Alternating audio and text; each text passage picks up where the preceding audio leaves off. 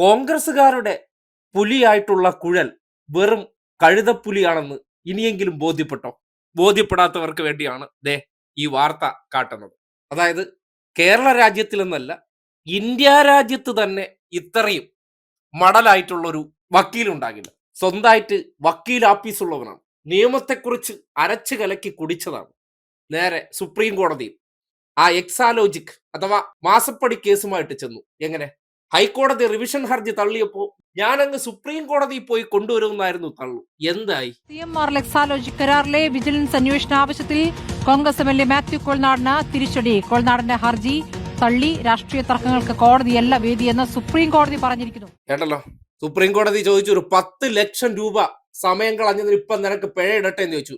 അയ്യോ എന്റെ ജഡ്ജിയമാനെ എന്നും പറഞ്ഞുകൊണ്ട് സുപ്രീം കോടതി ജഡ്ജിയുടെ കാൽക്കൽ വീണ് നെഞ്ചത്തിടിച്ച് നിലവിളിയായിരുന്നു അത് ചോദിച്ചപ്പോൾ. അതുകൊണ്ട് 10 ലക്ഷം രൂപ ഒഴിവാക്കി.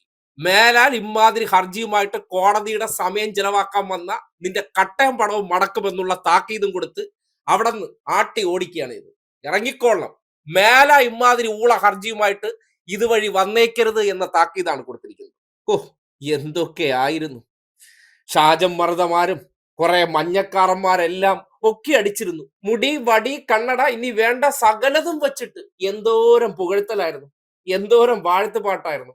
നമ്മുടെ നാട്ടിൽ പിണറായി വിജയനെതിരെ 10 പുലഭ്യം പറഞ്ഞു കഴിഞ്ഞാൽ അതിന് പ്രത്യേക മാർക്കറ്റ് ഉണ്ടെന്ന് തിരിച്ചറിഞ്ഞുകൊണ്ട് അഖില ലോക മണ്ടനായിട്ടുള്ള ഒരു വക്കീൽ എങ്ങനെ കോപ്പി അടിച്ച് വിജയിച്ചത്?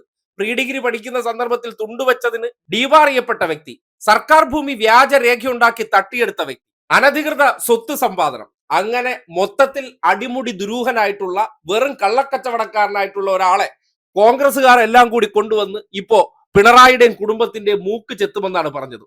എന്നിട്ട് എന്തായി? നാണം കെട്ട് തൊലിയുരിഞ്ഞ് നിൽക്കുകയാണ്. ഇതൊക്കെയാണ് കേരളത്തിലെ കോൺഗ്രസുകാർ എന്നുള്ള രീതിയിൽ പിണറായി വിജയനെതിരെ 4 ഡയലോഗ് അടിച്ചാൽ ഞാൻ സൂപ്പർ ഹിറ്റ് ആകുമെന്ന് തിരിച്ചറിഞ്ഞുകൊണ്ട് നേരെ വന്ന് നിന്ന് എല്ലില്ലാത്തൊരു നാവും വെച്ച് യാതൊരു തെളിവുമില്ലാതെ നിന്ന് ഡയലോഗ് തട്ടിവിടുന്നത്.